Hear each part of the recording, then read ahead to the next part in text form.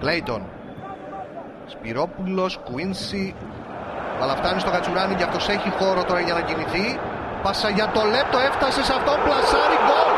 1-0 ο Παναθηναϊκός στο 16, με ποιον άλλον από τον Σεμπάστιαν Λέπτο, τον απόλυτο πρωταγωνιστή στο φετινό πρωτάθλημα για τους πράσινους, στην δαιμονισμένη φόρμα του Αργεντίνου, στην απόλυτη παραγωγικότητα η οποία επιβεβαιώνεται για μια ακόμη φορά απόψε. 1-0 με το Λέπτο στο 16 ο Παναθηναϊκός. Όπως σας έλεγα και λίγο πριν, από τη στιγμή... Κάνουμε τώρα όμως, Μανώλη, τον Κουίνσι. Ο Λέπτο, ευκαιρία είναι μόνος ο Κουίνσι. 2-0 ο Λέπτο στο 30.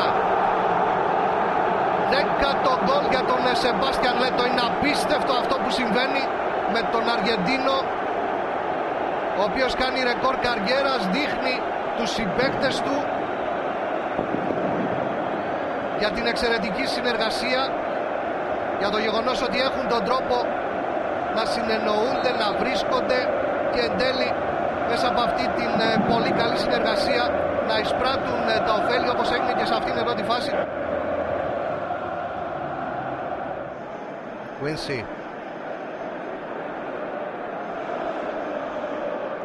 Κουίνσι παίρνει πάνω του τη φάση, επέμβαση από τον Αραμπατζή, έρχεται ο Κατσουράνης, 3-0 στο 53.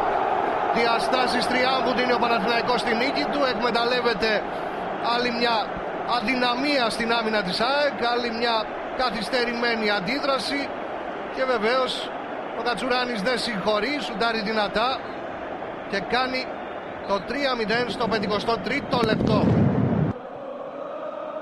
Ο Καφές, η προσπάθεια του Μπέλεκ, 3-1 με αυτή τη βολίδα στο 61ο λεπτό.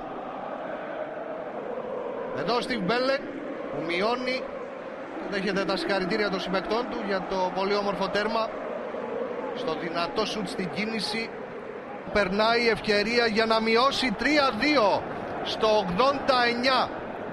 Ο Λεωνάρντο μειώνει σε 3-2 για τον πάγκο της ΑΕΚ. Φωνάζουν στους παίκτες να τρέξουν γρήγορα προς τα πίσω για να γίνει η σέντρα και να επιδιώξουν στα λιγότερα από 2 λεπτά που μένουν μέχρι τη λήξη του μάτς της καθυστερήσεις, μήπως και φτάσουν στην ισοφάριση. Ξανά η πάσα για τον Λεωνάρντο, αργή αντίδραση από τον Μαρίνο, μόνος ο Λεωνάρντο πλασάρει και κάνει το 3-2